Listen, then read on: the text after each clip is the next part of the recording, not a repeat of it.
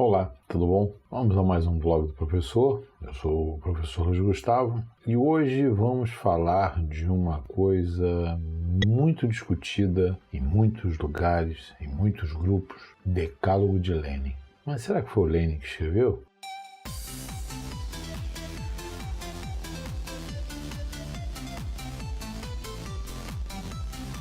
Bom, Decálogo de Lenin. Uma coisa interessante, né? O meu último vlog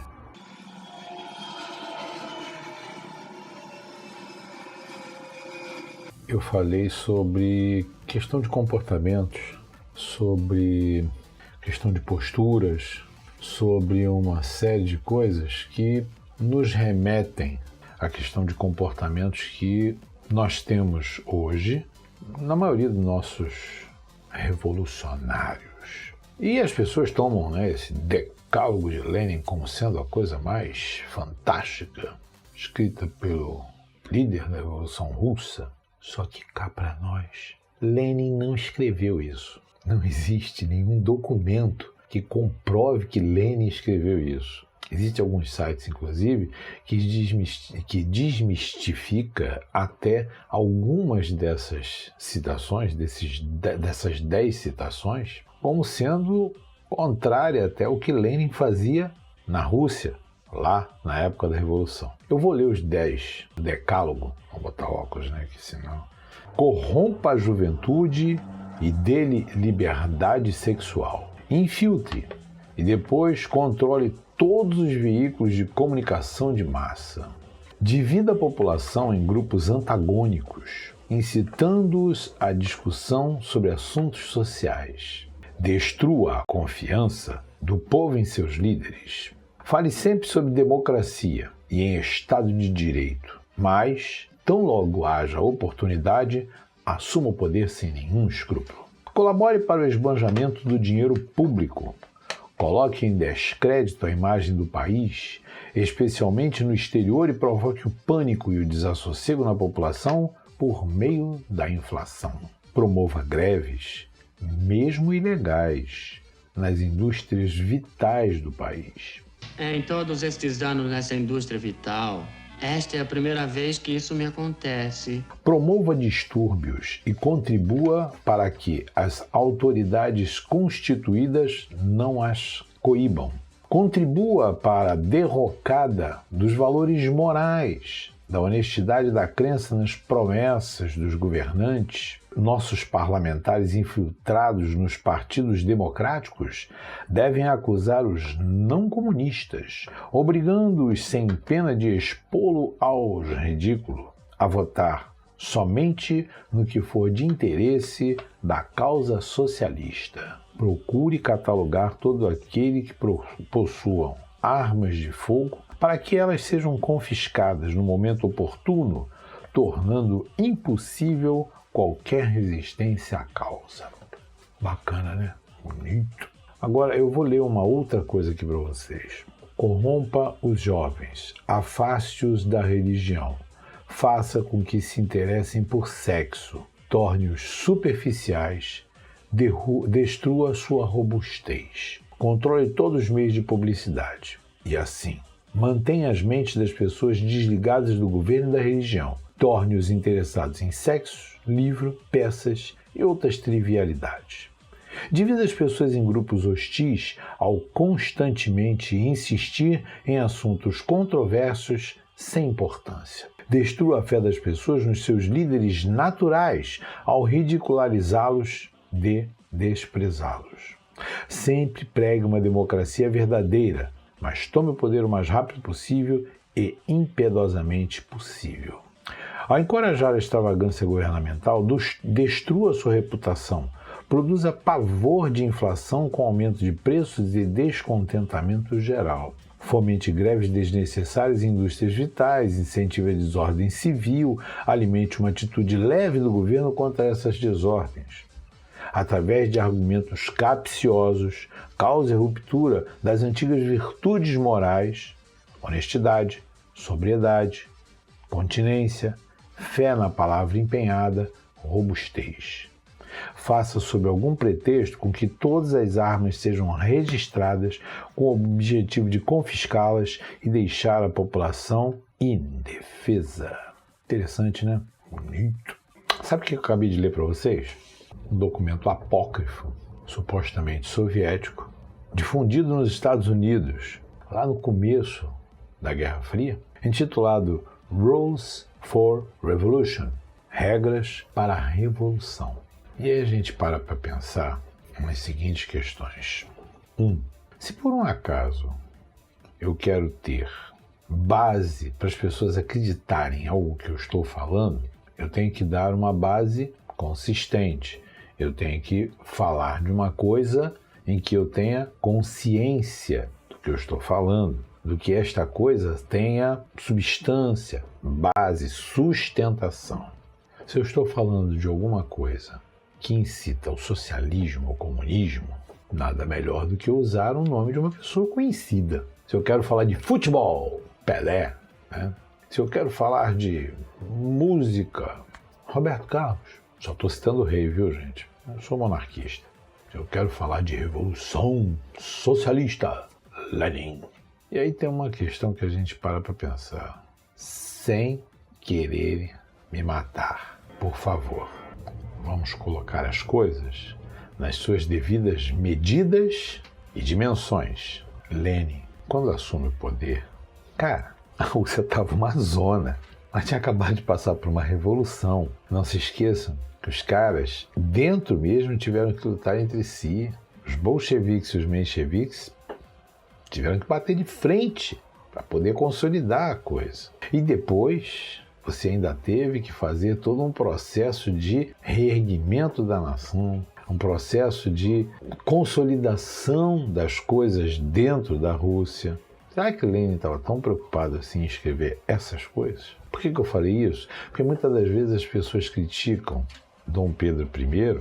É mulherengo, é safado, é isso, bonito. E eu pergunto, o cara estava passando por um processo mais ou menos parecido? Um país que tinha sido colônia durante séculos, caiu no meio de uma união para tornar-se Reino Unido, né, Portugal, Algarves, feito um processo de independência, luta contra Portugal, que queria pegar de volta a colônia, contra partes dentro do Brasil que ainda eram favoráveis a Portugal e não ao imperador, Dom Pedro I, separando nas medidas, tá? Porque senão amanhã vai ter algum inteligente que vai ouvir o blog e vai dizer: o professor Gustavo disse que Dom Pedro I é socialista. Dom Pedro I é comunista, porque ele é igual a Lenin. Não, não falei isso, tá? Não, antes, mano, não falei isso. O que eu disse é, os dois, nos seus tempos, no seu campo, vão estar tendo seus devidos problemas. Mas vamos voltar ao Decálogo, que o que me interessa é fazer essa análise. Vamos pegar um por um. Corrompa a juventude e dê-lhe liberdade sexual. Interessante, né? Ideologia de gênero, passeata gay, defesa do LGBT, homofobia, liberdade sexual, tudo é possível, tudo é liberdade, tudo é tudo. Na minha época da juventude não era assim, não. Não quer dizer que eu não desse uns beijos mais acalorados nas namoradas, mas a coisa não era assim, não. Infiltre e depois controle todos os veículos de comunicação de massa. Está circulando, inclusive, pelo YouTube, pela internet, uma partezinha de uma novelicha, ou novelixo, não vou citar o nome, que diz ser a novela da juventude, que já está há anos aí. Desde o primeiro capítulo eu nunca assisti essa porcaria, porque no primeiro capítulo o professor de judô transava com a sua namoradinha, ou melhor, a garota agarrava o cara no banheiro dos homens e transava com ele. Isso há mais de 20 anos atrás. Eu falei, isso daí vai malhar o Judas. Vai malhar, né? E aí eu pergunto, nessa partezinha que eu estou citando dessa novelixo, inclusive gerou até uma certa crítica, um policial aborda um casal da novela, em que o rapaz é negro e a moça é oriental. Ele chama de negão e de japinha. E quando ele é contestado, né, se isso não seria assédio, aí ele fala, fulano, isso aqui tá, não me lembro as palavras agora, mas como se fosse desacato à autoridade, vamos levar para a delegacia. Isso é uma novela que os jovens veem. Que cultura é essa que a gente pode passar? Uma mesma televisão que já passou Sítio do Pica-Pau Amarelo, já passou Vila Sésamo, que tinha um capitão furacão que sempre pregava a bondade, a amizade. Os tempos mudam. Destrua a confiança do povo em seus líderes. Isso aí a gente não está precisando muito não, os próprios líderes já estão se autodestruindo. Até porque, que líder que a gente tem? Tá difícil, né? Qual líder que a gente tem hoje no Brasil? Qual é a liderança que a gente tem hoje? A única liderança hoje no Brasil que ainda vale alguma coisa é do Brasileirão. Fale sempre sobre democracia e em Estado de Direito, mas tão logo haja oportunidade, assuma o poder sem nenhum escrúpulos. Gente, volta de novo àquela casta linda e maravilhosa que eu amo. Amo tanto que eu daria uma passagem de ida pro Etna, pro Vesúvio, Krakatoa, ou pro Quinto dos Infernos, que são os políticos. Tudo quanto é partido no Brasil é democrático. Tudo quanto é coisa de política no Brasil é democrático. O cara é safado, o cara rouba, o cara estupia, o cara mata, o cara... mas é democrático. Então tudo quanto é partido diz que é democrático. Ou fala de Estado de Direito. Estado de Direito de quem? Do bolso dele? Mas tão logo haja oportunidade, assuma o poder sem nenhum escrúpulo. Nossa, tem um partidinho da Estrela Vermelha que é isso. Estão até tentando trazer o 9 Dedos de volta para a presidência. Colabore para o esbanjamento de... Bom, isso aqui, gente, essa é fantástica. Colabore para o esbanjamento do dinheiro público, coloque em descrédito a imagem do país, especialmente no exterior, e provoque pânico e desassossego na população por meio da inflação. O Brasil foi descredenciado pelas 3 maiores empresas, sei lá, não sei o que davam top de linha de bom pagador. Sem contar o roubo do mensalão, do petrolão, do cuecão, BNDESão e de outros por aí. Promova greves, mesmo ilegal, nas indústrias vitais do Brasil. Nas indústrias, no comércio, no transporte. Quantas greves a gente já passou nesse país? Quer interesse do patrão, quer interesse de qualquer coisa, menos do empregado por aumento de salário. Era greve pela greve. Fazer apenas por fazer. Promova distúrbio e contribua para que as autoridades constituídas não as coíbam. Semana passada teve alguma coisa parecida com isso, não foi? Teve. Eles até tacaram fogo num prédio do ministério, não foi? Gente, essa é uma das maiores demonstrações de como esses movimentos são articulados pela política do país. Para desacreditar cada vez mais essa política e poder, desta forma, corromper o que já está corroído e fazer com que os caras possam voltar ao poder e mandar ainda mais. Tá na hora da gente começar a mudar isso, hein? Contribua para a derrocata dos valores morais, da honestidade, da crença, da promessa de governante. Bom, promessa de governante. Só acredita em promessa de governante quem mora em outro país, que aqui não dá para a gente acreditar. Mas vamos lá. Nossos parlamentares infiltrados nos partidos democráticos. Por que será que tem o direito do cara trocar de partido de vez em quando? Estranho, né? Muito esquisito isso. Sem contar que vocês já fizeram assim um apanhado das ações dos políticos, do trabalho dos políticos. Pega um político, mas não vai no top de linha não, tá? Ou então vai só no top de linha. Tá bom, vamos lá. Pega alguns. Dá uma passada no canal da Câmara, no Senado, no site deles e verifica os projetos que esses caras aprovam. Vá na Câmara dos Vereadores da sua cidade e verifique o projeto que esses caras aprovam na Assembleia Legislativa do seu estado e verifiquem que projetos são aprovados e que sejam bons para o povo. Depois vê o salário desses cabras.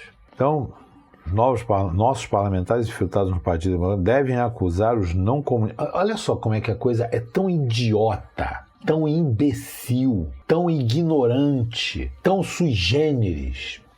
Nossos parlamentares infiltrados nos partidos democráticos devem acusar os não comunistas. Pombas! Lenin nunca ia escrever isso porque dentro da ideologia dele só existia um partido, o Partido Comunista. Acabou. Ele vai infiltrar a gente dentro do partido dele? Dá para entender porque que o Decálogo de Lenin é uma farsa, uma coisa escrita por idiota. Isso aí tudo é armado para justificar. Ou seja, tem uma música que eu adoro, é muito gostosa. Vou tentar cantar um trechinho. Acorda, amor. Eu tive um pesadelo agora, sonhei que tinha gente lá fora, batendo no portão, que a aflição era dura, numa muito escura viatura.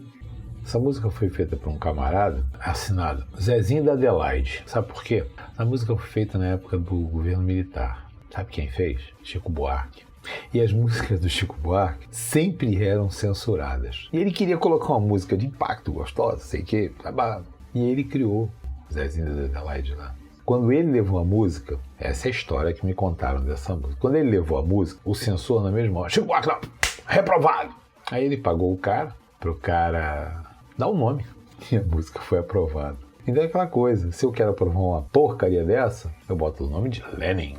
Não, foi o Lenin que escreveu. O Lenin, coitado, o Lenin deve estar se roendo no túmulo dele. É aquela questão de justificar com um nome famoso algo para convencer o povo de que aquilo dali é uma verdade. Como Lenin ia querer infiltrar pessoas do Partido Comunista em Partido Democrático? Na Rússia? Aí as pessoas falam, não, mas isso aí ele exportou para colocar nos outros países. Gente, a revolução pela revolução foi pregada por Stalin, não por Lenin. Lenin pregava a revolução para dentro. Stalin é que pregava para fora. Falta do conhecimento histórico é uma droga. Procure catalogar todos aqueles que possuem arma de fogo para que elas sejam confiscadas no momento oportuno. Gente, em primeiro lugar, no Brasil, só quem tem dinheiro para comprar arma de fogo é bandido, porque custa caro pacas. Custa muito caro. Você vê, acho que no Brasil deve ter uma ou duas empresas que fabricam armas. Não são baratas as armas dele.